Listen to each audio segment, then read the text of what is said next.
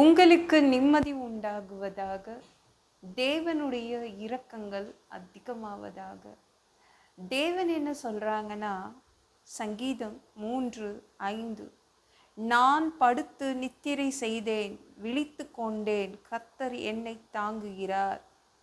இந்த வசனத்தை சொன்னவர் என்ன சொல்றாருன்னா, நான் நல்லா தூங்கினேன், விழித்து கொண்டேன், முழிச்சுக்கிட்டேன், அப்போ எழுந்து பார்த்தா கூட தேவன் என்னை தாங்கிட்டு இருக்காரு, தொடர்ந்து என்னை தாங்குறாரு இந்த தேவன் அப்படின்னு இந்த வசனத்தை எழுதினவர் சொல்றார். இந்த வசனத்தை எழுதினவர் தாவீது. அந்த தாவீதோடைய சங்கீதங்க இது. நான் என்னை தொடர்ந்து தாங்குறாரு, ரொம்ப நல்ல தேவனாக இருக்காரு. இப்படி ஒரு அன்பாங்க நம்ம தேவனுக்கு. தூங்கினாலும் தாங்குவாராம், எழுந்துக்கிட்டாலும் தாங்குவாராம். அவ்வளவு நல்ல தேவன். அவர் தாங்குவதை நீங்கள் இன்றைக்கி பார்க்க போகிறீங்க. நீங்கள் உங்கள் வேலையை நீங்கள் பாருங்கள், அவர் உங்களை தாங்குவார். நீங்கள் எந்த வேலை செய்தாலும் இன்றைக்கு அவர் உங்களை தொடர்ந்து தாங்குவார், ஏந்துவார், சுமப்பார், தப்பு வைப்பார். சரிங்களா? ஏங்க தேவன் தூக்கத்தில் போய் தாங்கணும்? என்ன சொல்கிறாங்க இந்த சங்கீதத்தை பாடியவர்? நான் படுத்து நித்திரை செய்தேன், கர்த்தர் என்னை தாங்குகிறார் சொல்கிறாங்க. ஏங்க தூக்கத்தில் போய் தேவன் தாங்கணும்? எல்லாரும் தூங்கிட்டு தானே இருக்காங்க. தூக்கம் நல்லா தூங்கணும் என் பசங்க. அவங்க சில பேர்லாம், நம்ம நிறைய தடவை தூக்கம் வராது. நிறைய பிரச்சனைகள் இருக்கும்போது என்னதான் புரண்டு படுத்து பார்த்தாலும் தூக்கம் வராது. ஒரு பயம் வரும் இல்லை?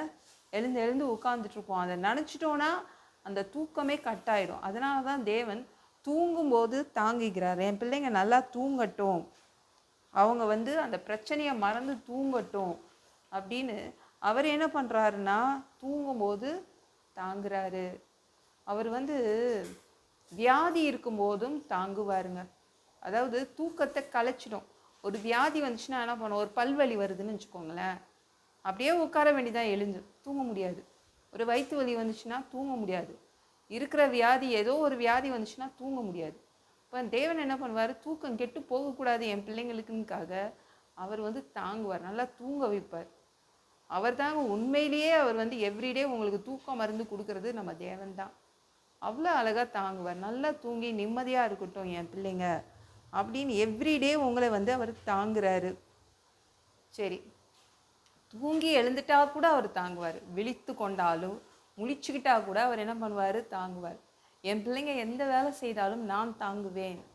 இது வேணுமா, அது வேணுமா, இது தரட்டா, அது தரட்டா அப்படின்னு கேட்டு கேட்டு உங்களை தாங்குவாருங்க.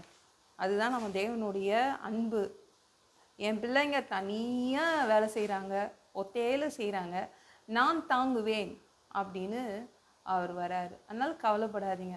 உங்களை தாங்குறதுக்கு, தொடர்ந்து தாங்குவதற்கு, 24 மணி நேரமும் உங்களை தாங்குவதற்கு யார் இருக்கானா? நம்ம தேவன் இருக்காங்க. பயப்படாதீங்க. உங்களை பார்த்து பாருங்கள், நீங்கள் தூங்கும் போதோ முடிச்சுட்டு இருக்கும் போதோ எப்போதும் நம்ம தேவன் உங்களை தாங்குவார். ஒரு ராஜா என்ன பண்ணுறாருன்னா, தான் பையன்கிட்ட இருந்து தப்பிச்சுக்கிட்டு ஓடுறார். எப்படியாவது நம்ம தப்பிச்சிடணும்னா, என் பையன்கிட்டேருந்து என்னை தப்பிச்சுக்கணும் அப்படின்னு, என்னை காப்பாற்றிக்கணும்னு சொல்லிட்டு ஓடுறார். மலை மேலே ஏறுறார், ஒலிவ மலை மேலே ஏறுறாரு. ஏறும்போது எப்படின்னா அழுகையாக வருது. ஏன்னா அவர் பையனே அவருடைய பதவியை பிடுங்கிடுறான். ராஜாவுடைய, அந்த தாவீது ராஜாவுடைய பதவியை அவருடைய பையனே பிடுங்கிடுறான். அதனால் அவருக்கு அழுகையாக வருது. அழுதுகிட்டே மலை மேலே ஏறுறாரு. தப்பிச்சு ஓடுறாருல. அதனால் அவர் செருப்பு கூட அவர் அவங்க வீட்டில் அரண்மனையிலேருந்து எடுத்து போட்டுட்டு வரல. வெறும் காலால் அவர் ஓடுறாரு. அவர் அழுதுகிட்டே ஓடும்போது அழுகையாக வருது. அதனால் தன்னுடைய 2 கைகளால் என்ன பண்ணுறாருன்னா முகத்தை மூடிக்கிறாருங்க. முகத்தை மூடிக்கிட்டு அழுதுகிட்டே மலை மேலே ஏறுறாரு. அங்கே போய் தங்குறாரு.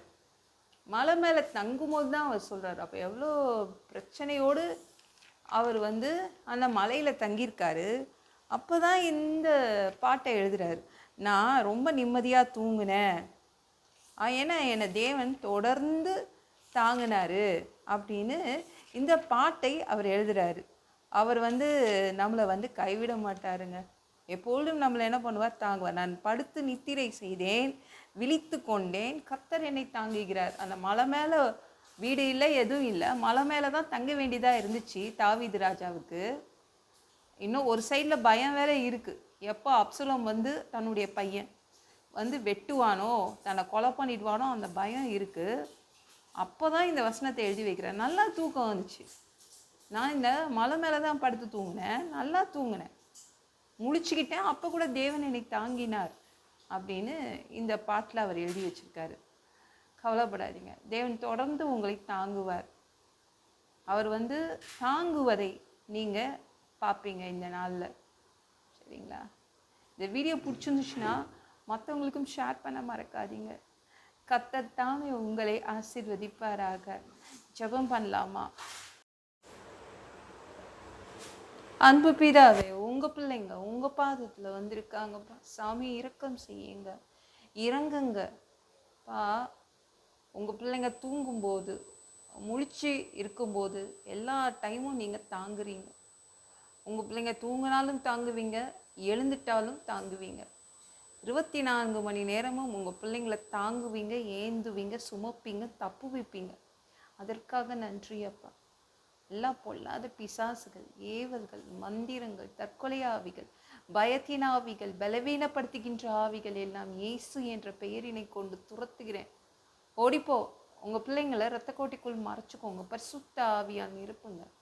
ஞான ஸ்நானம் எடுக்கணும். ரட்சிப்பீராக. இயேசுவின் காயப்பட்ட தழும்புகளை எல்லா வியாதிகளும், எல்லா பலவீனங்களும், கேன்சர் போன்ற வியாதிகளும் சரியாகுவதாக.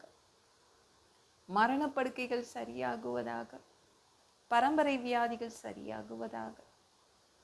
ஒரு மனிதனா பிறந்தா ஜீவ புஸ்தகத்துல பேர் இருக்கணும். அப்படி இல்லைன்னா அந்த மனுஷனை பிடிச்சி நரகத்துல தள்ளிடுவீங்க.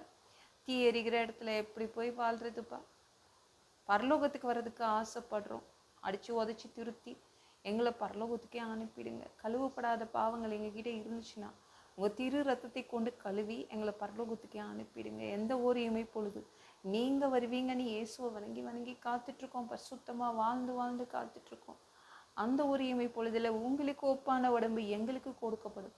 அதை பெற்றுக்கொண்டு மத்தியவானத்தில் உங்களை சந்திக்க வருவோம். அந்த தருணத்தை நாங்கள் இழந்துடக்கூடாதுப்பா.